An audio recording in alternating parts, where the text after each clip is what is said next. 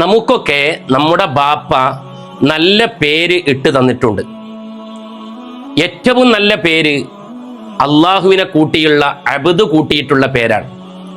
അതേപോലെ തന്നെ മുത്തുനബി സല്ലല്ലാഹു അലൈഹി വസല്ലമ തങ്ങളുടെ മുഹമ്മദ് കൂട്ടിയിട്ടുള്ള പേരാണ്.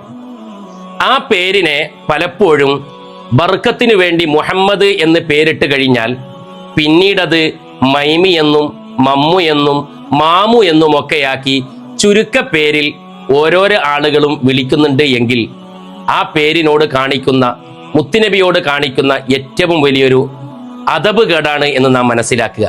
മഹാനായ മുഹമ്മദുൽ ഗസ്നവി റളിയല്ലാഹു തആല അൻഹു വലിയ സൂഫിയായ മഹാനാണ്. ഒരു ദിവസം മഹാനവർകൾ തൻ്റെ അയാസിൻ്റെ മകനെ അയാൾ വിളിക്കുകയാണ്.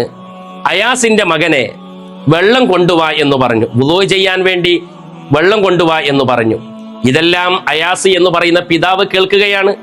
വുളൂ ചെയ്തതിന് ശേഷം മഹാനവറുകളുടെ അടുത്ത് പോയി പിതാവ് ചോദിച്ചു, എൻ്റെ മകനിക്ക് മുഹമ്മദ് എന്ന പേര് ഞാൻ ഇട്ടിട്ടുണ്ട്, എന്തിനാണ് നിങ്ങൾ അയാസിന്റെ മകനെ വെള്ളം കൊണ്ടുവാ എന്ന് പറഞ്ഞത്?